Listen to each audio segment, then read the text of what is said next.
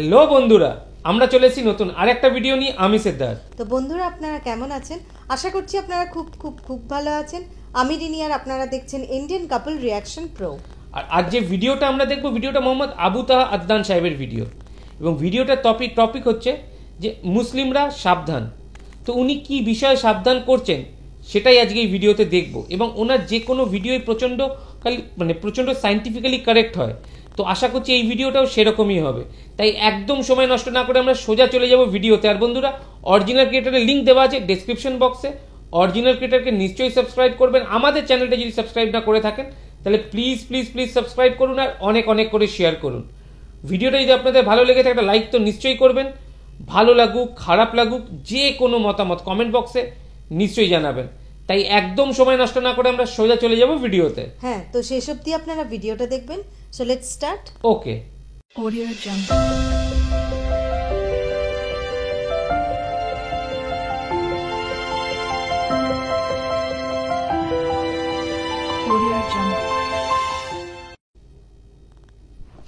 সাম্প্রতিক সময় যে ইস্যুটা হয়েছিল কোরআন পুড়িয়ে দেয়, ইস্যু মনে আছে?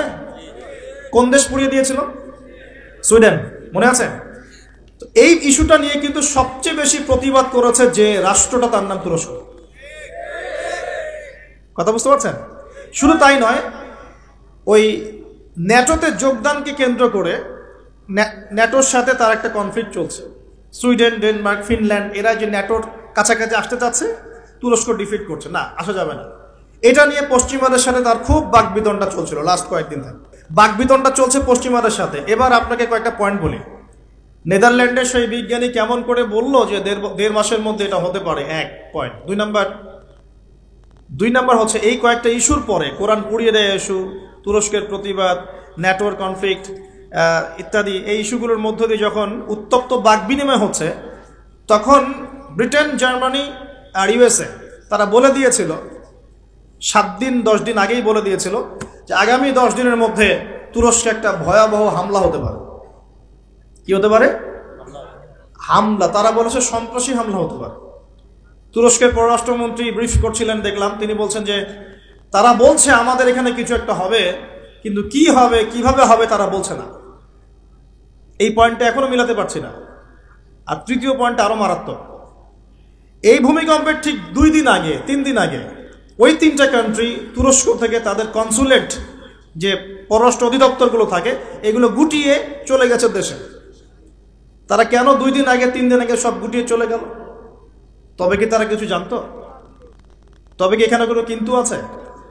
থাকতে পারে। আমরা তো গায়েবের খবর জানি না, জানি যে পাপগুলোর কারণে জালজালা ভূমিকম্পগুলো আসে, এই পাপ তো আমরাই সবচেয়ে বেশি করছি।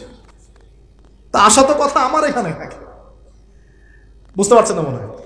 মাদক দ্রব্যের প্রচলন বাংলার মাটিতে বেশি না কম? কত বেশি?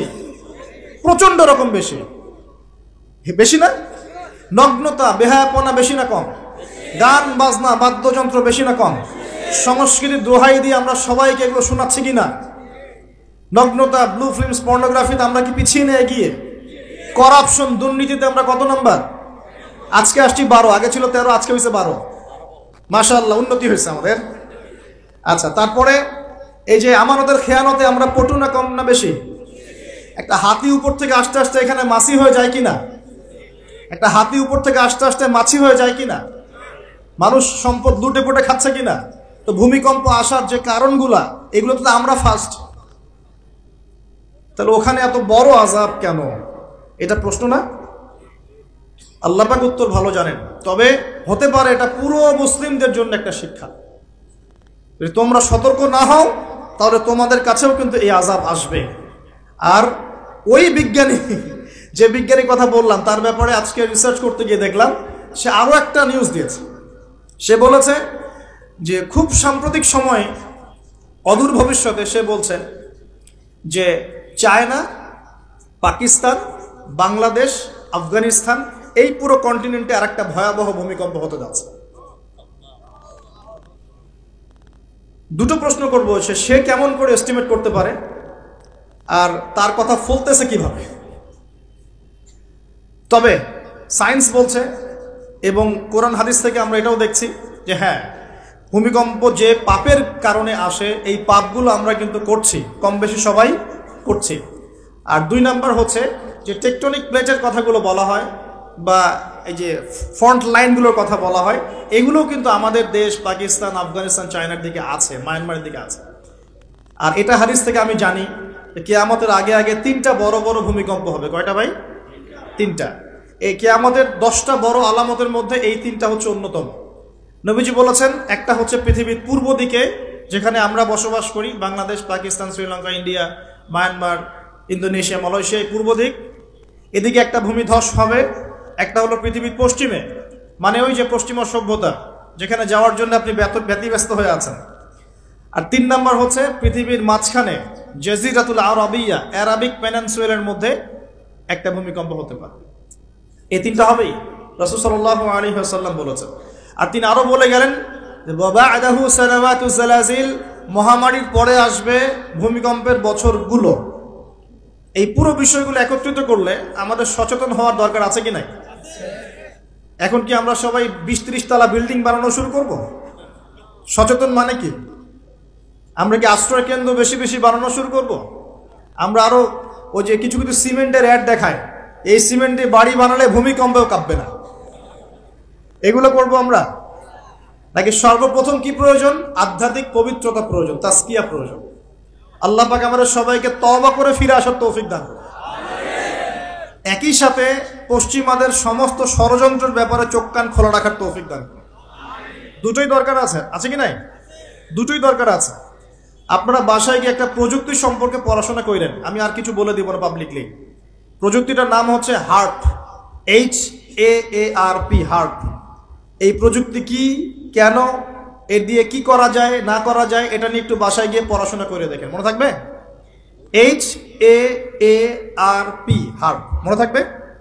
এখনই গুগল সার্চ করে দেখে দেন, বাসায় গিয়ে পড়াশোনা করে কি জিনিস এটা, কি করা যায় এটা দিয়ে।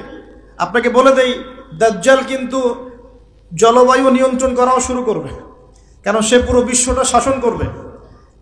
দাজ্জাল বৃষ্টি দিতে পারবে, দুর্ভিক্ষ দিতে পারবে, প্রোগ্রেসও দিতে পারবে। 40 দিন সে বিশ্বকে শাসন করবে, যার প্রথম দিনটা হবে 1 বছরের সমান, দ্বিতীয় দিনটা হবে 1 মাসের সমান, তৃতীয় দিনটা হবে 1 সপ্তাহের সমান, বাকি দিনগুলো হবে আমাদের দিনের মতোই। প্রত্যেক ভূমিকম্পেই পৃথিবীর আর্নিক গতির পরিবর্তন হচ্ছে। সায়েন্টিস্টরা এখন বলছেন পৃথিবীর ভিতরে ইনার কোর বলে যে জায়গাটা আছে, এটা এখন উল্টা দিকে ঘোরা শুরু করেছে।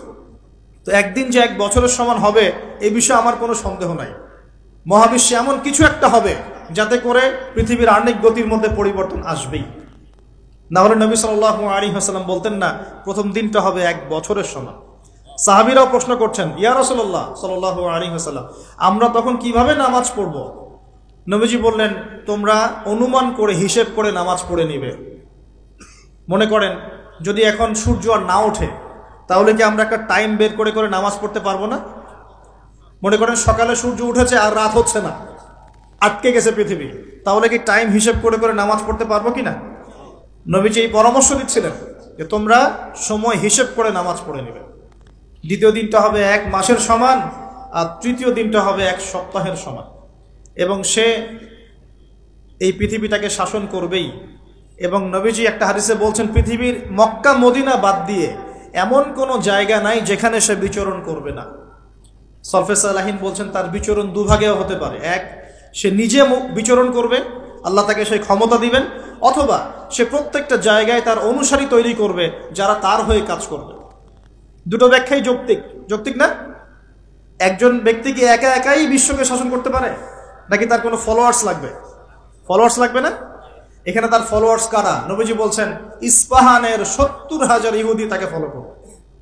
কত হাজার? 70,000। আর আপনাদেরকে জানিয়ে রাখি, তাদের ধর্মগ্রন্থে একটা ধোঁকা আছে। কি ধোঁকাবাজি? তারা মনে করে যে তাদের একজন মাসিহ আসবে। কে আসবে? মাসিহ মানে ত্রাণকর্তা, উদ্ধারকারী, যে আসলে তারা বিশ্বকে শাসন করবে। কারা এমনটা মনে করে? ইহুদিরা মনে করে। তারা মনে করে তাদের একজন মাসিহ আসবে, তারা যখন আসবে তখন তারা বিশ্বটাকে শাসন করা শুরু করবে। আস্তে আস্তে কি তারা বিশ্ব শাসন করছে কিনা বলেন? ধীরে ধীরে কি তারা বিশ্বের শাসন ক্ষমতার দিকে এসেছে কি আসে নাই? আসছে। যদি আপনি পড়াশোনা করেন তাহলে দেখবেন বিশ্বের বড় বড় ডিপার্টমেন্টগুলো, for example geopolitics, political system, economics, finance, media, প্রযুক্তি, এই যে বড় বড় ডিপার্টমেন্টগুলো আছে, এগুলো কিন্তু মোটামুটিভাবে তারা শাসন করা শুরু করেছে। শুধু প্রকাশ্যে এসে ঘোষণা দেওয়া বাকি আছে। এটাও অচিরেই হবে, এটা আমরা বিশ্বাস করি। কারণ এটা না আসা পর্যন্ত তো ঈসা আলাইহিস সালাম আসছেন না। দাজ্জাল যখন শাসন না করছেন তার আগ পর্যন্ত কিন্তু ঈসা আলাইহিস সালাম পৃথিবীতে আসবেন না। দাজ্জালের শাসনকে ধসিয়ে দেওয়ার জন্য, শেকড় থেকে উপরে ফেলার জন্যই আল্লাহ রাব্বুল আলামিন নবী ঈসা আলাইহিস সালামকে আবার পাঠাবেন ইনশাআল্লাহ। তার মানে সময়গুলো এদিকে যাবে। কে হবে সে? নবী সাল্লাল্লাহু আলাইহি ওয়াসাল্লাম বলেছেন সে হবে একজন ইহুদি যুবক। কি যুবক? ইহুদি যুবক, যার কোকড়ানো চুল থাকবে, শারীরিক শক্তি অনেক বেশি হবে এবং কপালে স্পষ্ট করে লেখা থাকবে কাফা এবং র। তার এক চোখ হবে অন্ধ, ঠিক আঙ্গুরের মতো ফোলা, সেটা হবে বাম চোখ। তাকে আল্লাহ পাক ক্ষমতা দিবেন, অলৌকিক কিছু ক্ষমতা দিবেন এবং সে পৃথিবীতে এসে নিজেকে খোদা দাবি করবে। যারা তাকে মেনে নিবে সে তাদেরকে জান্নাতে ঢোকাবে, আর তার জান্নাত মানেই জাহান্নাম। আর যে তাকে অনুসরণ করবে না তাকে সে জাহান্নামে ঢোকাবে, তার জাহান্নাম মানেই জান্নাত। সুবহানাল্লাহ। এমনও এসেছে একজন তরুণ যুবক তার সামনে পড়ে যাবে। যুবকরা ভালো করে শোনেন, একজন তরুণ যুবক তার সামনে পড়ে যাবে এবং সে যুবকটাকে ধরে বলবে, তুমি কি বিশ্বাস করো যে আমি আল্লাহ? সেই যুবক বলবে, না, আমি বিশ্বাস করি মুহাম্মদ সাল্লাল্লাহু আলাইহি ওয়াসাল্লামের রব হচ্ছেন আল্লাহ। তখন দাজ্জাল তাকে হত্যা করবে কিভাবে? তার পা দুটোকে ধরে এইভাবে চিরে ফেলে দিবে এবং একটা অংশ একদিকে নিক্ষেপ করবে, আরেকটা অংশ আরেক দিকে নিক্ষেপ করবে। এরপরে দাজ্জাল হুকুম করবে এই ডেড বডিকে, জীবিত হয়ে যাও। দাজ্জালের হুকুমে এই ডেড বডি জীবিত হয়ে যাবে। ফিতনা, পরীক্ষা, আল্লাহ পাকে পরীক্ষা করবেন। তারপরে সে তাকে জীবিত করে বলবে, আমি তোমাকে মৃত্যু দিলাম, আবার জীবিত করলাম, এখন বিশ্বাস হলো যে আমি আল্লাহ? তখন সেই যুবক বলবে, এখন আমার পূর্ণ বিশ্বাস হলো যে তুই দাজ্জাল। কারণ আমি হাদিসে পড়েছি, আমি জানি যে দাজ্জাল এক যুবককে এভাবে হত্যা করবে, কিন্তু আমি এটা জানতাম না এই যুবক আমি নিজেই। যুবক ভাইরা, ঈমান সবচেয়ে বড় শক্তি। ঈমানই সবকিছু, আমলই সবকিছু, ইসলামই সবকিছু।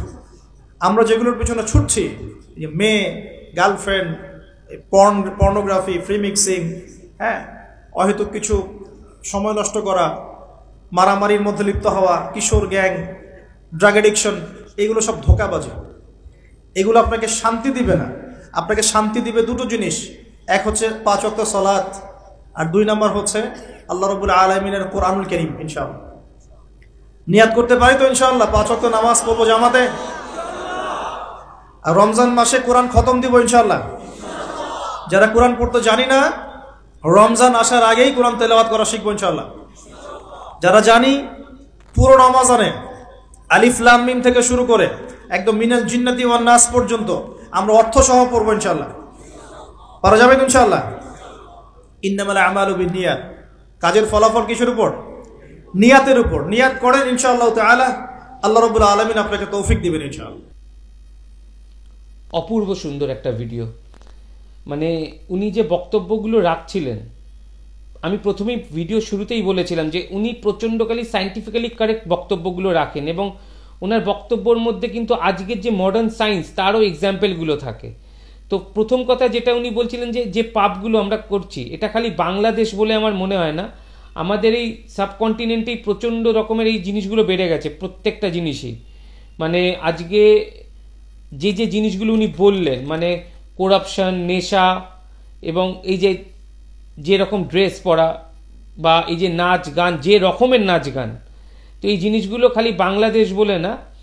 আর এই নেশা জিনিসটা তো সব জায়গাতেই এখন একটা বিপদের জায়গায় এসে দাঁড়িয়েছে। তো আমরা নিজেরাই যেন এগিয়ে যাচ্ছি, মানে আরও তাড়াতাড়ি করে এগিয়ে যাচ্ছি সেই কিয়ামতের দিকে। এবং উনি যে আলামতগুলোর কথা বলছিলেন সেগুলোও যেন সত্যি হতে যাচ্ছে। মানে উনি যেটা বললেন যে ওখানে লেখা আছে যে একটা বছর একটা দিনের সমান হবে, সত্যিকারে আজকের দিনে বসে হয়তো এটা চিন্তা করতে লাগছে একটা দিন একটা বছরের সমান, কিন্তু যেভাবে পরিবর্তন হচ্ছে আজকে আমরা ওয়েদার দেখলেই বুঝতে পারি। এখন কিন্তু মানে আমরা ছোটবেলায় দেখতাম, আমরা জানতাম যে বাংলায় 6টা ঋতু, আমরা এখন দেখতে পাচ্ছি ঋতু এসে দাঁড়িয়েছে অরিজিনালি 2টোতে, গরমকাল আর বর্ষাকাল। ওই শীত নামে মাত্র, তাও দেখবেন তাতেও বৃষ্টি হচ্ছে। মানে এখন ওই গরমকাল আর বর্ষাকাল ঋতু 2টোতে এসে দাঁড়িয়েছে। তো 6টা ঋতুর থেকে 2টো ঋতু যদি হওয়া সম্ভব থাকে, তাহলে পৃথিবীতে কোনো না কোনো দিন একদিনে 1 বছর হওয়ারও সম্ভব। তো অপূর্ব সুন্দর, এবং সেটা উনি কিন্তু সায়েন্টিফিক্যালি একটা এক্সাম্পল দিয়ে বলেছেন যে ইনার কোরের যে রোটেশন সেটা নিয়ে। তো অপূর্ব সুন্দর। এই কারণে আবু তাহা আদনান সাহেবের ভিডিওগুলো এত ভালো লাগে যে সায়েন্টিফিক্যালি এক্সাম্পলগুলো উনি সাথে দেন। মানে ওনার বক্তব্যের মধ্যে একটা মডার্ন যে এখনকার যুগের যে পরিপন্থী জিনিসটা সেগুলো আছে। অপূর্ব সুন্দর একটা ভিডিও। আশা করি ভিডিওটা আপনাদের প্রচণ্ড ভালো লেগেছে। ভিডিওটা যদি ভালো লেগে থাকে একটা লাইক তো নিশ্চয়ই করবেন। ভালো লাগুক খারাপ লাগুক যে কোনো মতামত কমেন্ট বক্সে নিশ্চয়ই জানাবেন। আর আমাদের চ্যানেলটা সাবস্ক্রাইব না করলে প্লিজ প্লিজ প্লিজ সাবস্ক্রাইব করুন, আর অনেক অনেক করে শেয়ার করুন। Thank you. Thank you.